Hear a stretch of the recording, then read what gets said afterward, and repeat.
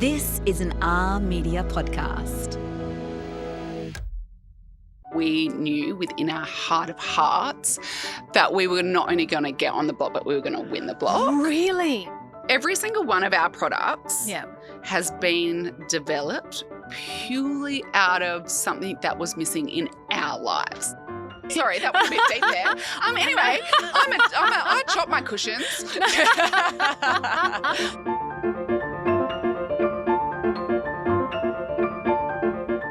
This episode is brought to you by Luxaflex, transforming homes with beautiful, functional window coverings designed to change your life and lifestyle. Today's set has been thoughtfully curated by Oz Design, sharing life with you since 1979. Welcome back to The Edit, the show about your style and your sanctuary, where we step inside the homes, habits and headspaces of the people who help us live better. Today's guest is someone many Australians first met on the block, where she and her twin sister Alisa made a lasting impression with their calm, considered approach to design. Since then, she's built a multi-layered career spanning interiors, television and business, and most recently, she stepped into the world of beauty and well-being as the co-founder of al.ive. Lysandra Fraser is known for spaces that feel refined and functional and quietly luxurious, many of which we've been lucky enough to feature in Home Beautiful. And right now, she's balancing design work, media projects, and growing a brand in a completely different category. So today we're talking about life after reality TV, building a business from the ground up, and later taking a sensory tour of Lysandra's own home. Lysandra Fraser, welcome to The Edit. Well, thank you for having me. It's first time here. Oh, it's so lovely having you. We've seen so much of your life, really. I mean, that sounds a bit creepy. I don't mean it to, but No, because we first met you and your sister Alisa on the block. I know, and that was, what are we coming up to? End of this year, that will be 14 years. I know, it's actually crazy. It's a lifetime, isn't it? It's actually really scary how fast it goes. We were 28 and now we're almost 42. Oh my God. Completely different life stage. All of the Yes. stages we'll get into. Tell me about the block initially. Why did you sign up? Because what did you do as your day job? Well, for anybody that doesn't know the backstory, we were police officers in Adelaide, and we were both police officers for about 7 years. We'd always been massive block fans. Yeah. We watched it religiously. And then one auction night we decided we always watched it together, and then I think it was the South Melbourne series, and they won a lot of money. Oh. And We we could were do that. looked at each other and were like, do you think we should apply? And Did you think you'd get through? so I'm not just saying this.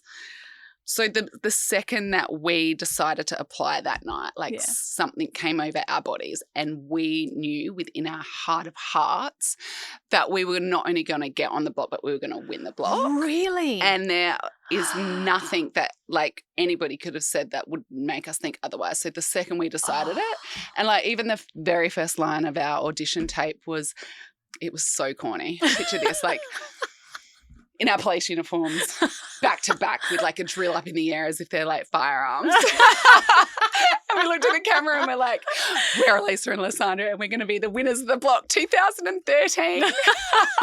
That is brilliant. And as corny as it sounded, we You did? knew it within our blood, within our bones. Yeah. Are you a bit woo-woo? I wouldn't not full woo-woo, but we are very instinctual, and we trust our gut, and we believe in manifesting to a certain degree, but you have to put your actions behind that. Exactly. We could have said that, but unless we had an audition, then actually put the, into action then. But we knew it. So yes, we are a little bit, Alisa reckons she's psychic. I think more psycho, but she's not here. So Either way, sounds like a good bad luck, time. Yeah. Did you have any DIY skills, let alone renovation skills? We had both added extensions onto our homes, but we were young. Well, at the time we didn't feel that young, but I look back now and we were. But we were young. We were just both had young babies. We didn't have much money, and so we liked the idea of design, but never in our, like, we would sit there and critique the block religiously. Like, we As were you like, do. as we were experts, yeah. you know, like, we thought we had that right to critique that cushion, or why did they do this? I would have done that. Do you know, like, we had Totally. that kind we of, all do it. we had that mindset of, we thought we knew, Yeah. you know, The that we sofa were like good at judges. design. Yeah. Yeah. But no, as far as experience goes, no, absolutely not. How did it feel getting feedback from actual judges? Well, our first bedroom, I think we counted like 13 pillows or cushions that we put on our bed and the bench at the end, and it was a little bit of a disaster. But we took what the judges said on board from the first room. Actually, we lost the challenge. We came last, and we got the bottom floor. And then we took everything that the judges said on. We took it on board and we applied it straight away. So we were able to turn it around really fast and win the most room reveals and challenges out of any other couple on the block. And they had all, you know, experience with a trade or. Exactly. So you're actually learning on the job. Oh, it was 100% learning on the job. Yeah. Was there anything that really surprised you? I think like the difference between like now and then. Yeah.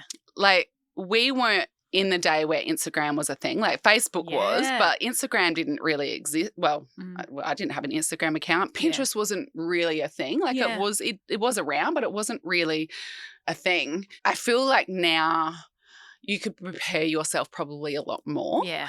Whereas back then, honestly, it was flicking through magazines, going, we like this, but we actually didn't even have time to do that, to be fair. So it was 100% like learning on the job. We did not go in prepared.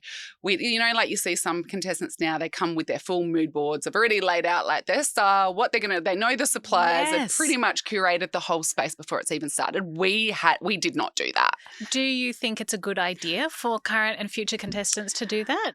It would make your life way less stressful. True. But I do think that there was something really genuine and organic about how our journey and time on the block happened, because it was so natural and so organic, not preconceived in any way. Really instinctual. That I do feel like, and it was instinctual, but I also do feel like sometimes, like, you know, when you have too much time to make a decision, like even, you know, like even with client jobs, like, you know, whereas if you're forced to make a decision then and there, like you make the decision. Well, let's talk about that, because you have a whole different career now. Well, let's talk about the creating homes. Yeah. When we finished the block, we actually did 2 seasons of the block. Yeah. We went back and did another one back to back.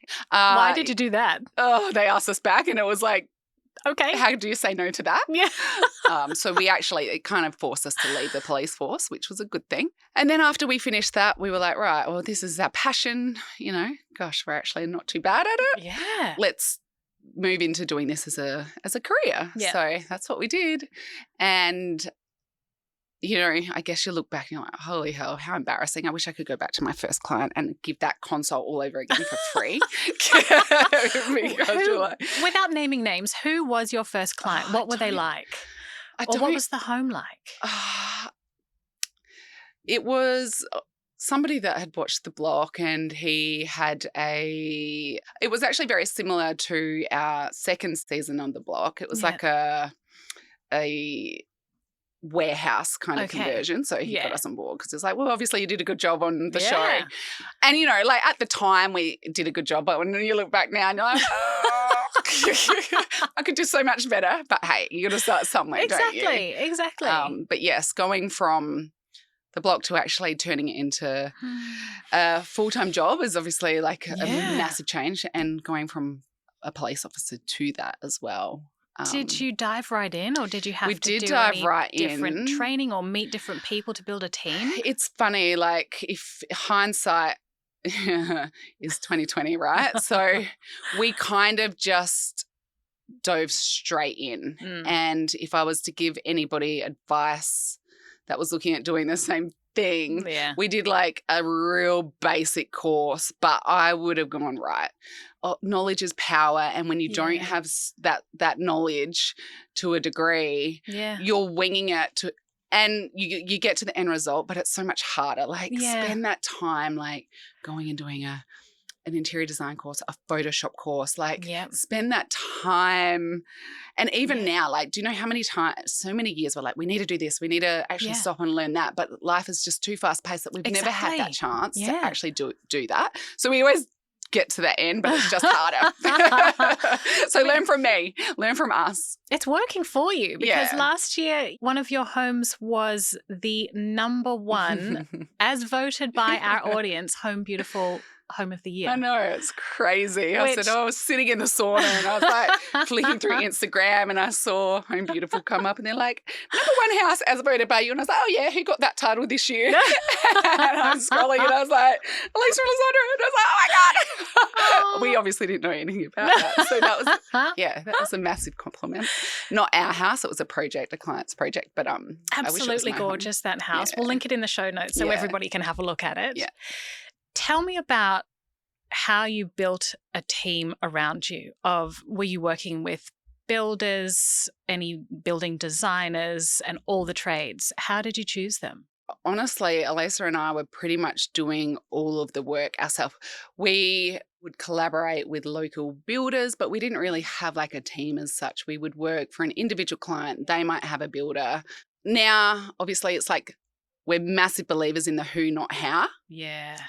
And get that team behind you. You don't need to know everything. Like we still don't know everything, but it's having those people that know what you don't know. Exactly. You know, like all of the, like we've got a team that does all the drawings, the CAD files, like they're the experts in that field. Yeah. We don't need to be spending our time learning that when our strengths are, you know, being front of face, being the creative when it comes to what style, the direction, the layout, that type of thing, and letting other people do what they do so well. Yeah. So, yes, it has become very collaborative now.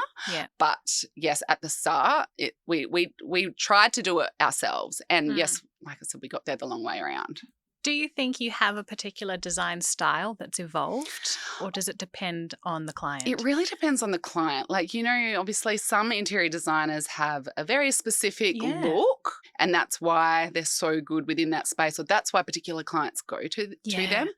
We really don't have any. I love doing all design styles. Yeah. I think I would get bored if it was just one. So it's really just listening to the client, what they, you know, whatever they want, we can create. Like there are some styles that we're probably a little bit like out of our comfort zone with, but we don't generally get like that clientele. Yeah. So yeah, I would say definitely like we can do farmhouse, contemporary, classic, urban, you know, like we've got quite a large range of different styles. Something I've noticed that goes through all your projects is such a great use of material. It's always so interesting. The blend of materials and the way you pull them together is really beautiful. Oh, thank you. And, you know, like I think it goes back to, like, we are not formally trained. We don't pretend to be, like, an expert within – it's so hard because we are interior designers. Yeah. And, yes, we are experts within the field. Yeah. But as far as being able to sit here and tell you why that works, like – we're very visual and we are very gut orientated. And, you know, like we're not hugely academic, but you just know. Exactly. I think that's with anything in life, particularly in the creative world. Some people just have it and some people can learn it. 100%.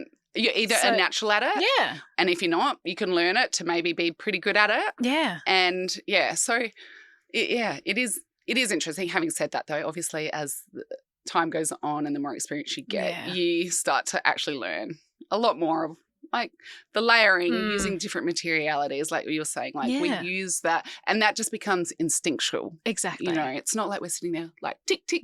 Have we used timber here? Have we used some stone here? Have we layered that? You know, it just all becomes instinctual. How do you choose your clients? Because do people sometimes come to you for who you are in the public?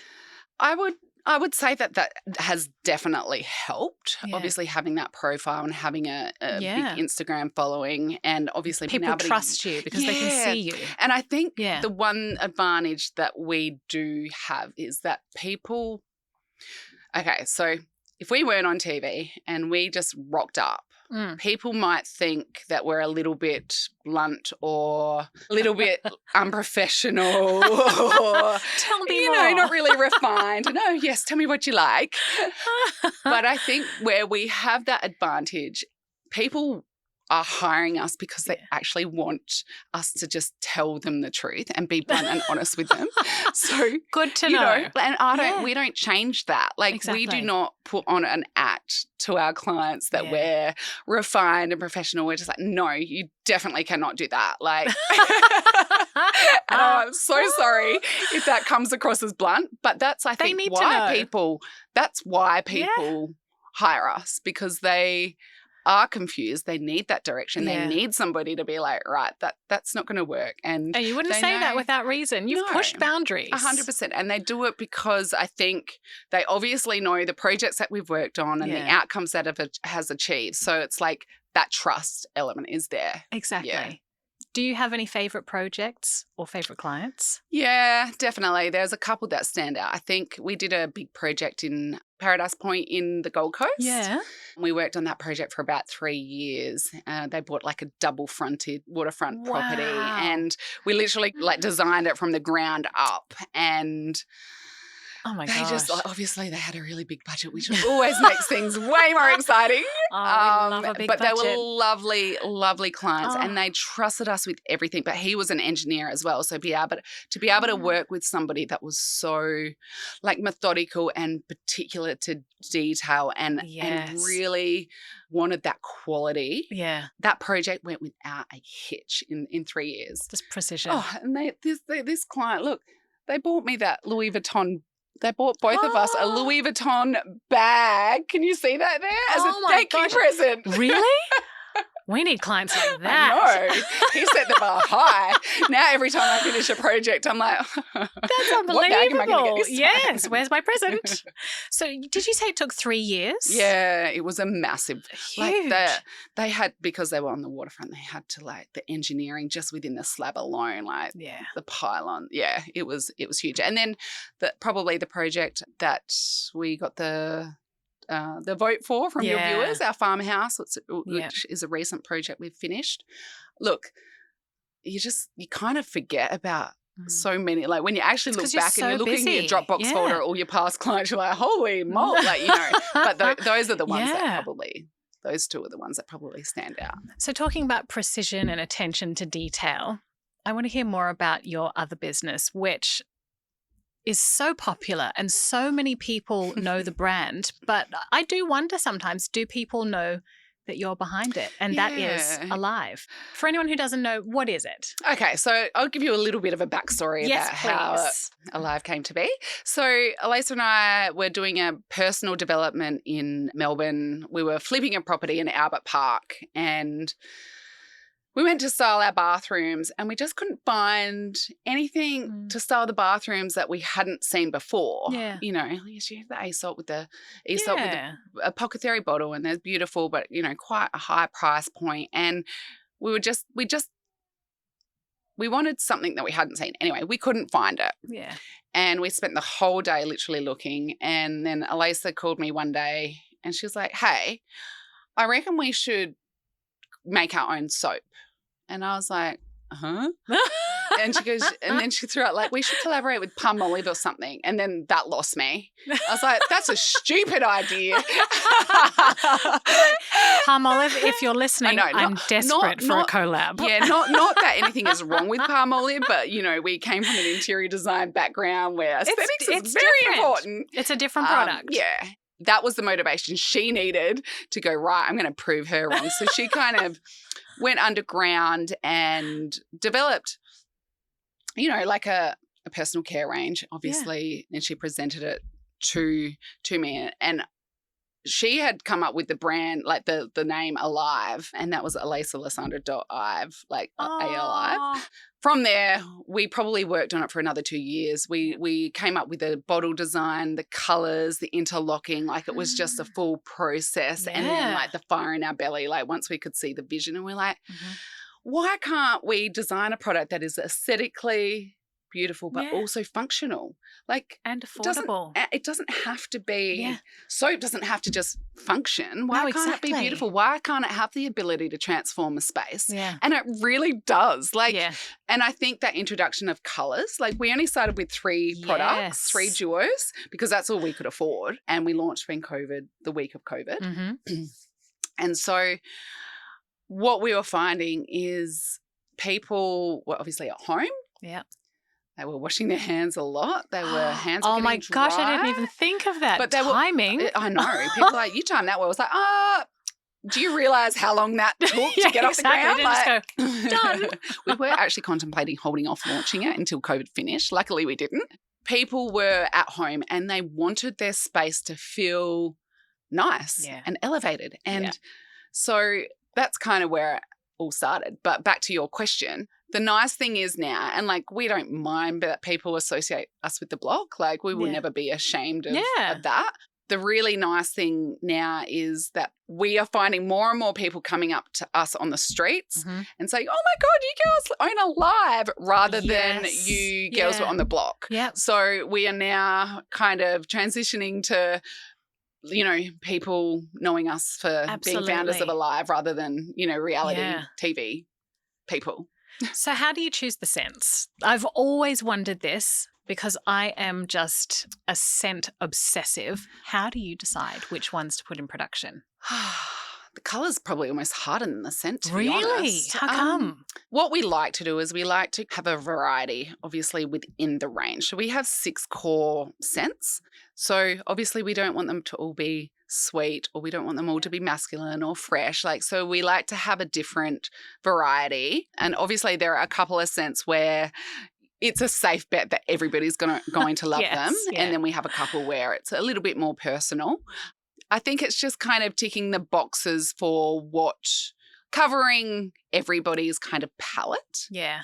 And it's interesting. So people are like, do you pick the colour of the duo? Well, Or do you exactly. pick the scent? Or do you... This and is we're it. always like, all right, go with the colour that you prefer, because you can always refill them with the scent that you like, because we sell refills as well. Of course. Do you know what I mean? So it doesn't necessarily have Yes. to be refilled with that same scent. If I love you wanted all- to try a different one, Comes back to the decor.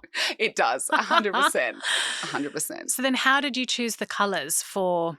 So we actually started with 3, Yeah. and only one of those exists now. We kind of discontinued the others and brought in, so we started with the blue, which some people call charcoal. It's one of those, that dress, like, Yeah. what colour do you see? Yeah. It's like a charcoal blue. We had a clay colour, Yes. and we did like a green Yeah. colour. We don't do the clay and the green anymore. But obviously we've got the white, we've got the stone, our 2 most popular, because you can literally put them into any space. Then we've got the Exactly. olive green, which, is on trend too. And then we've got the plum, the nude. Yeah. Because we brought out a skincare line as well. Yes. So we're like, some people are going to want that same nude duo with their skincare. So why did you bring out the skincare line? every single one of our products Yeah. has been developed purely out of something that was missing in our lives. So Like, it's a selfish move. It is. I'm into it. What are we struggling with? Like, that's how the Yeah. duos were born. Our number one selling product are our kitchen trios. That Really? outsells our bathroom duos. Oh, Go figure. Yeah. Because we solved a problem of, like, everybody was having Yeah. their dishwashing liquid in green bottle, ugly bottle. Yes. I won't mention names, out on the table, but then they would put out on their bench, dishwashing, but then they would hide it because Yeah. it was ugly. Yeah. We're like, they're having to bend down every time they want to spray their bench or clean their dishes or wash their Exactly. hands. So that's how the trio, we're like, right, well, I let's love solve that. that problem.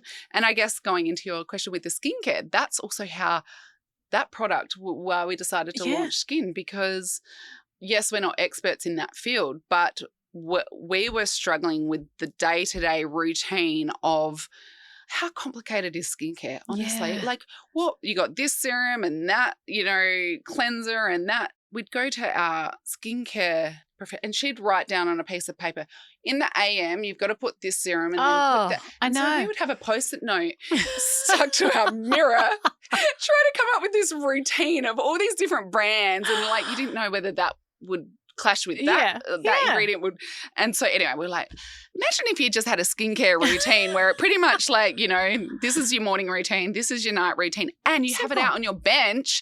Because it looks nice. Because it looks nice, but then it encourages you to actually use them. And you know what? I have never stuck to a skincare routine. And since we've launched that, every morning I get up, my skincare, my AM's on the left, my PM's on the right, and I use... And you're all set. And I'm set. And my skin has, honestly, it's all about being consistent.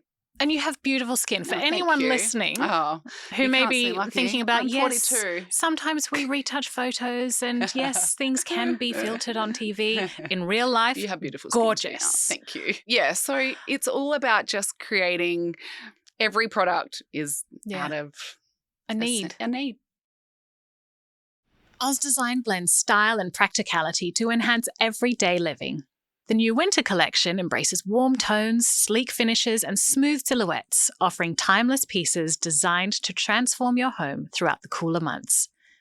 Thoughtfully curated, each piece layers comfort, character, and effortless style to create a welcoming, lived-in feel.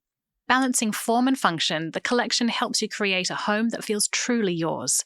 Whether refreshing a corner or reimagining your entire space, discover designs made to live in. Explore the winter collection in-store or online with Oz Design. I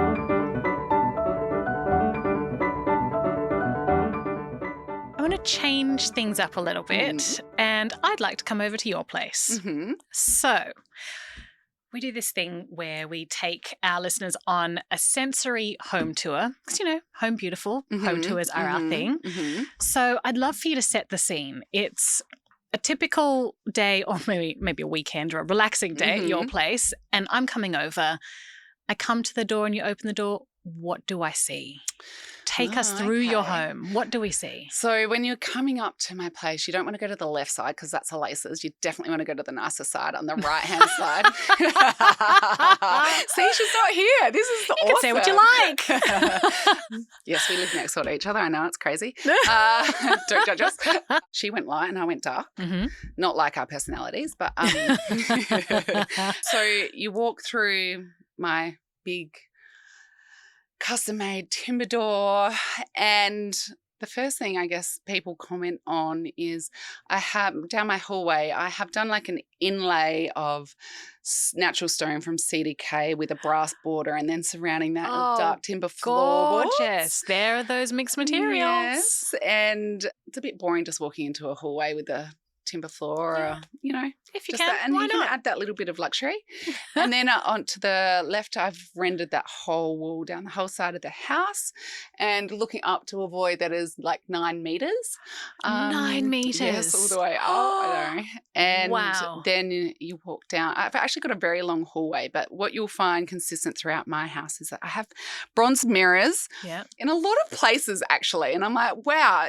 I really did overkill it with the mirrors, but it doesn't actually feel like it. Yeah, I know. Bad if you've got a complex with how you look or whatever. But do you find you forget they're there? Yeah, I do. Yeah. But I love, like, they're quite subtle. I think that bronzed mirror definitely helps. Yeah. And then off to the right is my master bedroom. Obviously, it has to be on the bottom floor.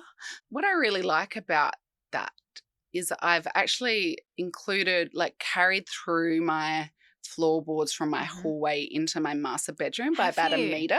Okay. And then I've divided it with a brass strip and put my carpet. So it's like a visual entryway. Yeah. So I like that. You know, sometimes when you walk into a bedroom, like, oh, shoes, do I take it off? Or I avoid that. And that carries through to my walk-in wardrobe. And I've also got that brass strip that divides into the carpet once you get into my walk-in wardrobe. And then my ensuite.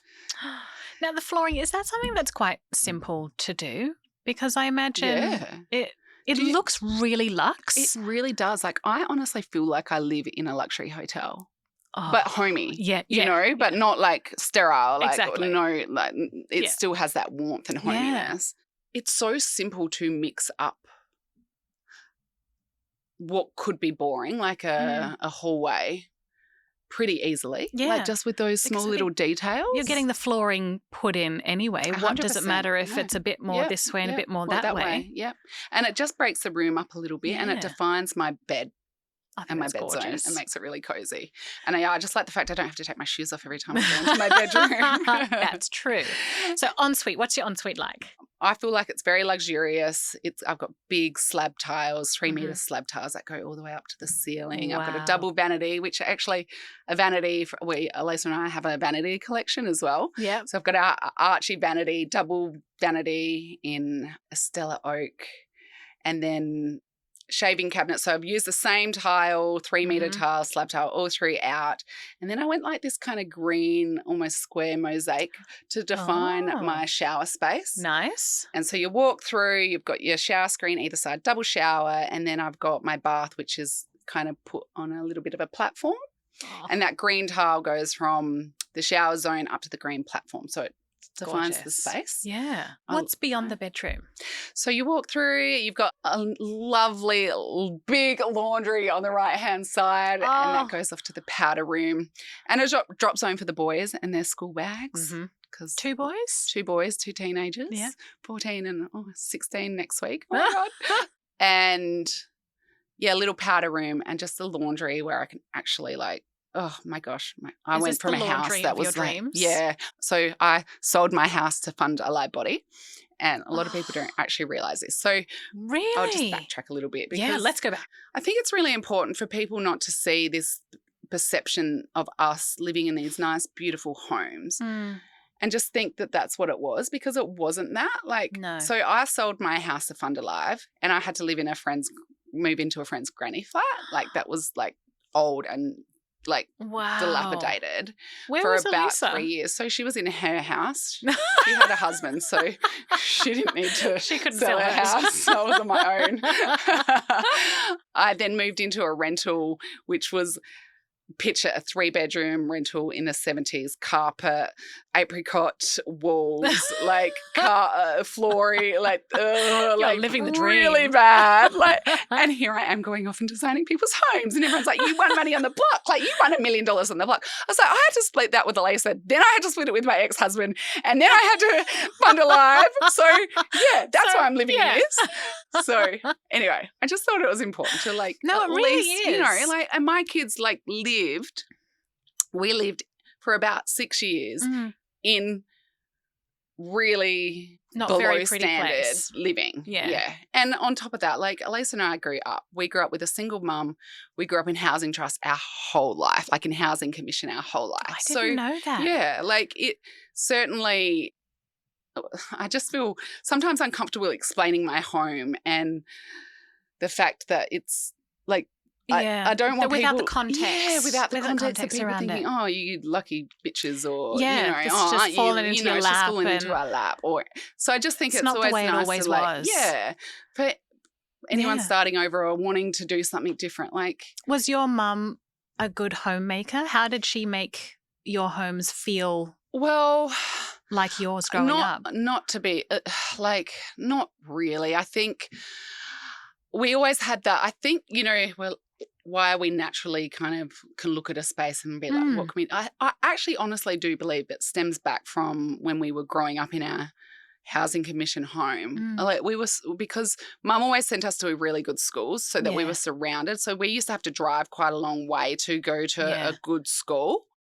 But Alisa and I, we were embarrassed. Oh, it's bad. it's heartbreaking. My kids don't, when they were bringing their friends over to our, they don't care. Yeah. And I love that about them. They also don't care. We've got a really nice house now.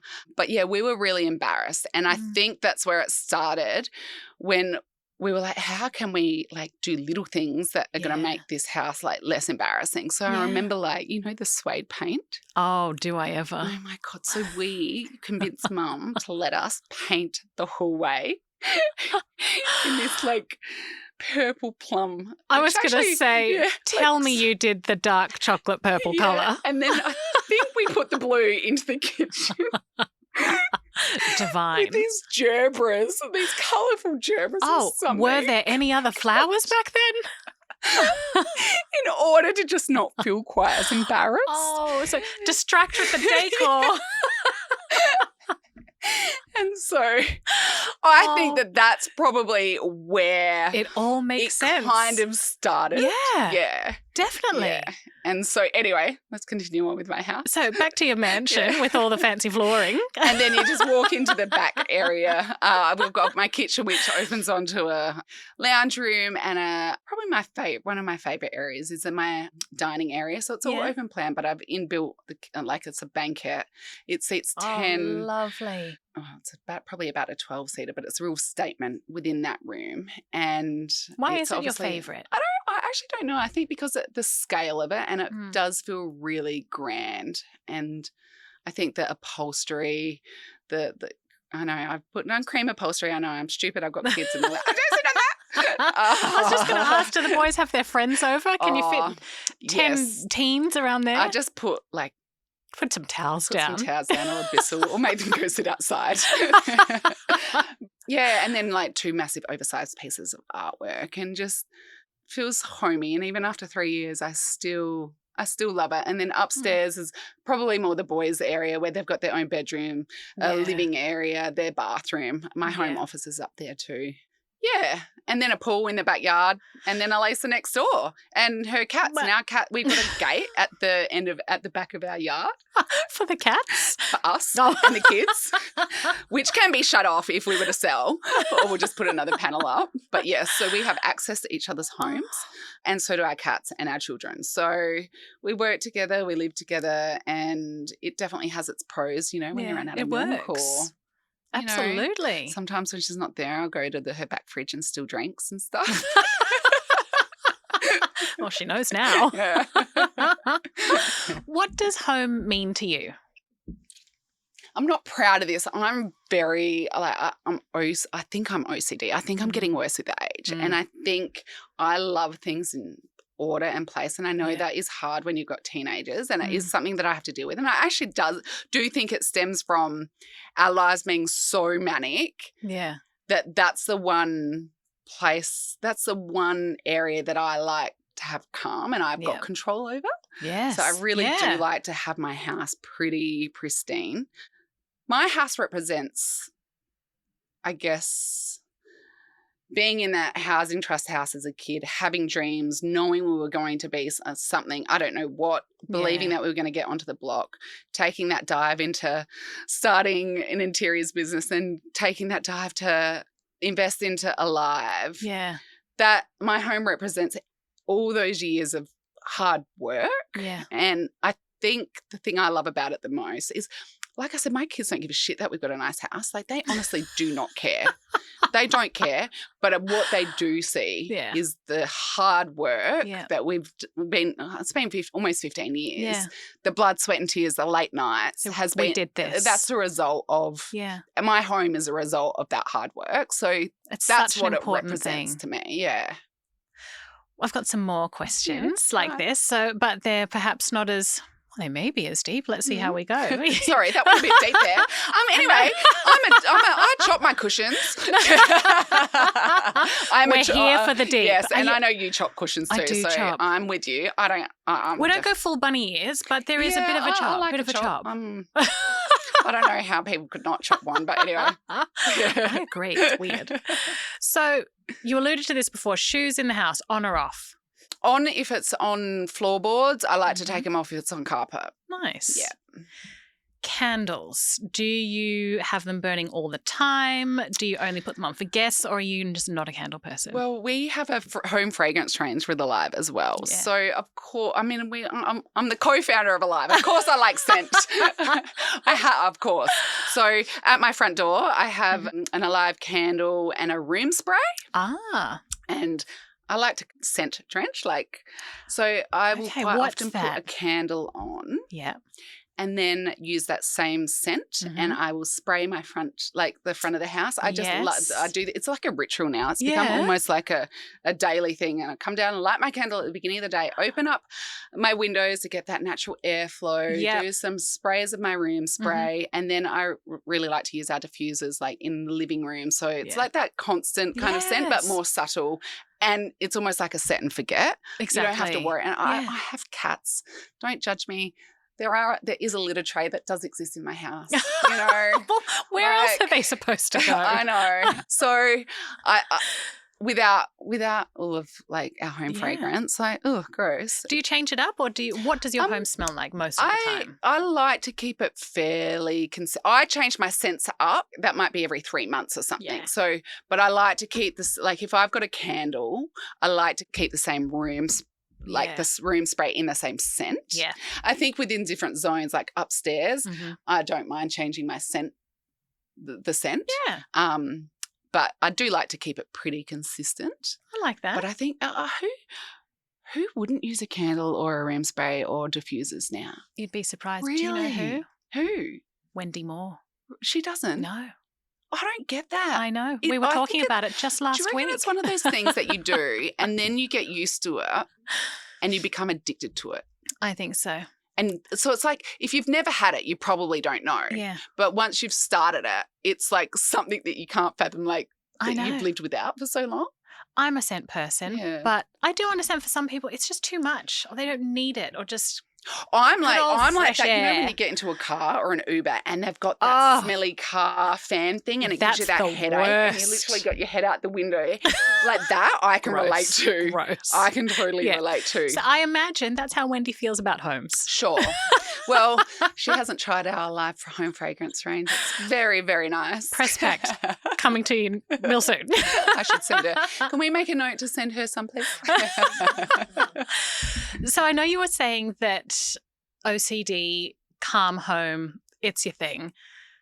Is there a corner or a room or a drawer in your home that is chaotic?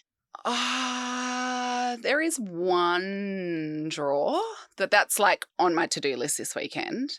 Yeah. I do a refresh I'm always going through each space. It's a rota. It's almost like, you know, when they paint the harbour bridge and they finish one end and then they go back and they start like, it's like that for my home. Yes.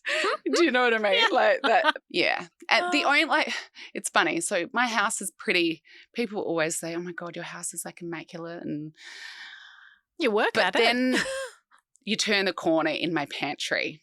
And this is my favourite. This is probably my favourite part of my home. Mm-hmm. I have a wall of pen markers where all of my friends' kids, like my friends, their friends have come from a young age and we measure their height. Really? And it's like there's probably 20 different names and they come every time and they mark. So this whole wall is dedicated to like, you know, dates, names, heights, see how much they've grown. And it feels so out of place being in such a pristine home. And yes, it's not in Ivy, but it's like it makes it feel it's meaningful. It's real. It's real. Yeah. And just to be able to, I'm like, when I leave, how I want to be able to like take a photo, get it on wallpaper and like I don't want to lose that. No, exactly. Surely that can happen. Yeah, I'll make it happen. What does your home sound like? And what music do you like to play? Depends if I have the kids that week or not. It depends whether it's my week or not. We'll go with look, it can sound quiet and calm in a moment, and then it can sound crazy full of kids, and then obviously you've got next door, you can hear the kids in the pool, the kids playing basketball in the backyard. Yeah. The kids from upstairs. So I've got Sonos speakers in my home, and it's crazy. Like what I love most is on a Saturday or a Sunday morning, just opening up my windows, my curtains, and laying in bed and turning the Sonos speakers on and listening to some music. Oh my gosh, like it puts you in the best mood. It really does. I'm a massive podcast listener. Yeah. I listen to crime. I have a sick mind, sick mind, but I was a police officer. So I think, so I'm a massive, like I don't like silence. So if ever I'm on my own, I have a podcast on. Yeah. I listen to I listen to this podcast. I listen to Darren's podcast. I listen to quite a few to break it up because it can't all be about murder. No. But to be able to turn the music on a Saturday and Sunday, it's a really nice ritual. Feels cup amazing. Of tea, slow. It's almost like what life is meant to be. Exactly. You know? It is. Yeah. And so you talk about opening the curtains. Tell me about your home? Window treatments. Are you curtains, blinds, So shutters? I didn't realise the importance of window dressing. So we have worked with Luxaflex for years now on projects. Yeah. And we were lucky enough to have them on board for our home. Oh, really? And so I have the luminettes in my bedroom. Yeah. And they're the best. So for anyone that's not familiar with this, it's like they look like a sheer curtain when they're open, but they act like a blind. So it's like a block out when they're shut, and when they open, it's that natural filtering light. Yep. And then I've got a duet. Look, I'm like, anyone would think I work for Luxaflex. I don't. I just bloody love their products. I have a pirouette in my bathroom, which is I love all the names. I know, pirouette, duet, luminette. I have a pirouette, which almost looks like a plantation shutter, but it's a blind where it goes up and down and it's see-through when you want the light filtering, and then it goes to block out, and it is the perfect window dressing for that space. Like I wouldn't have been able to pick something else for that space. Yeah. So, and then I have duets. I have all of it. All the Luxaflex ets. And you think, I'll just do a sheer and a roller blind. But you don't have to. You don't have to. Yeah. And it just, honestly, I'm so glad that I chose the products with the window dressings I picked, because every single window dressing in my house, it has a purpose, and it is so thoughtfully considered. Yeah. But they all act differently. I love that. Yeah. It really is crazy how different it can be. The form and the function. Yeah. Tell me about something in your home that you always have in your home that's fresh. Well, definitely not bread. I reckon we get about 4 pieces in, and then I go to get a piece of like, what's that green stuff? I'm the same. It's I give up on eating bread now. Yeah. I'm like, by the time my kids don't really eat a lot of bread either. I don't have fresh flowers every week. I do love fresh flowers, but that's not a weekly thing. Like, obviously, it's got to be the fruit and the vegetable. Yeah. You know, obviously having kids. We're living the healthy life. Yeah. My next question, in a way, combines both your careers or previous. If there was one Australian design crime in every home that you wish that you could solve or get rid of, what is the design crime that Australians make that you just think, stop that? Oh, that's such a hard question, because I go into homes that have been built like in the 80s or the 70s where they want to do a full renovation and they want you to change the floor plan. So the floor plan obviously is our strength. Yeah. That's why a lot of people do get us in. We have this this ability to be able to make a floor plan work. Yeah.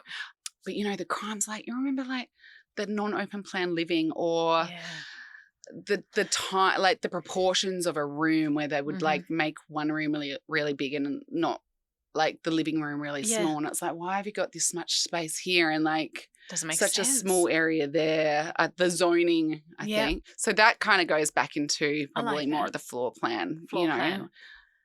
Focus on your floor plan, people. Oh. Get that right first, people. You have to get the functionality of a space before we even talk about the pretty stuff. Do you know? And that is the one thing that people, which is I think why we are as busy as what we are, because we started a service where it was an intensive design consult where people could come to us and just pick our brains if they didn't have the capacity for an ongoing interior designer. So, oh my gosh, once we opened up this design service, it just honestly have been inundated by people needing to make a decision on their floor plan. Their builders are onto them about locking in a design, but they're just really not sure. And no disrespect to architects or anything, but a lot of the time it's just we'll put this here because, just because. There's so many choices. I think we have this ability to be able to jump in, and whether that's mum, female, definitely not being sexist here or whatever. I know it's a bit controversial, but we have this ability to be able to envisage ourselves within that space and going, right, you think that, but when you actually think about it, would you want to be doing this every day or having that in that spot every day? Like actually think about it properly. Knowing how people really live. Knowing how people really live before any of the pretty stuff. So once you got the layout right, you know, then go into the pretty stuff. And which I guess is like, comes back to how our lives started as well. It's like, it's the function. Yeah. Sits neatly on in a tray. Nice and tidy. Everything you need. Everything and then, you know. Yeah. We'll worry about the pretty stuff after that. Favorite bit. What makes your home beautiful? I think it ties back into what it took to get there. Yeah. It's the meaning behind it. Yeah. So many people have lovely homes and, you know, my home's not any more beautiful than somebody else's because they think that that house is beautiful and what it means to them. Do you know what I mean? I just think it's what it symbolizes. It's what it's taken to get there. It's that journey. It may be a bit different if, say, we were born into money or, you know, married into money or whatever, and we had nice things and nice homes and they weren't, you know. Yeah, it'd have a different meaning. It would have a different meaning. And I'm definitely not having any disrespect or for anybody that is in that position. But I think my home is beautiful to me because of of what it represents, all the hard work. Absolutely. I have a question about decor regrets. Do you have any? It doesn't have to be in this home you're in right now, but ever have you had a decor regret? Is it the suede effect wall paint? Oh, yeah, like we're going that far back. Oh, yeah. Well, I didn't. That was in my house. I just painted that. Not maybe a decor regret, but maybe when we did renovate my very first home, maybe a finish regret. Yeah. A materiality regret. Yeah, what is it? Before I really knew what I was doing, we put this extension on, living, dining, kitchen, and we chose a shiny porcelain tile for the flooring. And I see where this is going. Like what? It was awful. You could see every footprint, every like reflection, and we had lots of natural light, and we ended up just floorboarding over the top of it, like, you know. So that was probably maybe not a decor regret, but that was like a massive design regret. Yeah. So the shiny porcelain tiles, they're not ideal because I mean, they reflect the light, ever really that see ideal? everything. I can't even imagine a place that they would be ideal. Yeah, like obviously in bathrooms and stuff, but on walls, I just think lovely. It's like such a big space. And like it's not saying I'm against a tiled area. Yeah, I think love the a tile. gloss, like no. Proceed with caution. Yeah, proceed. I would never do that again. Okay, Lysandra, we do this thing on the edit called Room for Advice where our listeners send in questions and then we team these questions with the experts we think best to answer them. So we have a question here, a design dilemma from Sophie. And Sophie writes, "Hi, Home Beautiful. I'm renovating my home and I love the modern farmhouse look, but I have no idea where to start.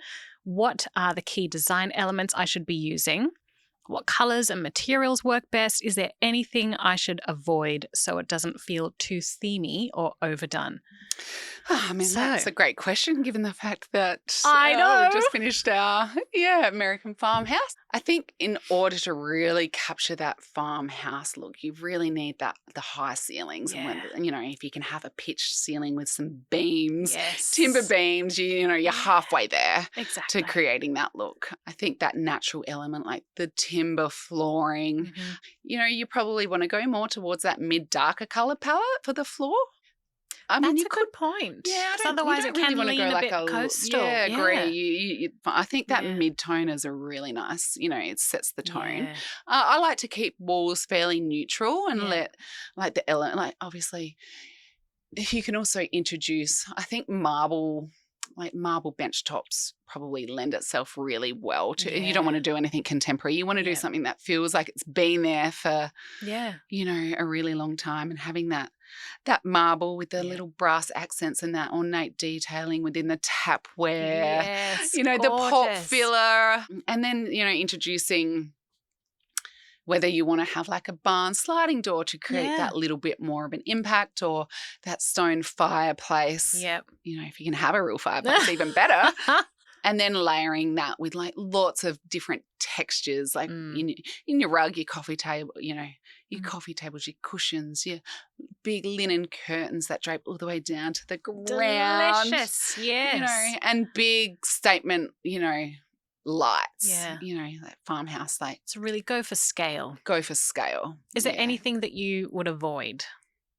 Oh, look, I think anything too contemporary. Yeah. I think, if you're trying to create that farmhouse look, stick away from the lighter timbers. Yeah. Stick away from, the more of the contemporary stones like the dolomites and go for more of the classics like the marbles, and like go for something that's like a living tumbled brass that's going to age, that feels like it's been there for a long time. And that's the thing about a farmhouse 100%. style. Yeah. It will have patina. Yes. It will have texture. And if you are wanting that style, you're probably open to having that things not be perfectly imperfect, like who cares if there's a little bit of etched on the marble? Exactly. That brings in character. Who cares if you're living, your brass up where, tarnishes over time or burnish? Like, who cares? Who cares? Character. It's life. Bringing in those, and what I love about the farmhouse is you kind of, bring in those recycled material, or that recycled furniture, go into the antique stores and really play on. It doesn't have to be themey, but you can buy pieces. Personality, with that has been like a piece of furniture that's been around for a couple of hundred years, Probably in a farmhouse. Probably, yeah. Lysandra, thank you so much for coming onto The Edit, joining us here in our little home. Yeah, cute. It's been such a joy getting to know you more and finding out more behind the design. And I can't wait to go and wash my hands with al.ive. Thank you for having us, and thank you for featuring our projects. And we love being a part of this Home Beautiful family. So thanks for having me. An absolute pleasure. What an incredible insight into Lysandra's life and motivations. I loved learning about her approach to design, not just the what, but the why. P.S. I am so doing that flooring trick next time I renovate. If you've enjoyed this episode, make sure you follow The Edit for more conversations about homes, style, and the people shaping the way we live.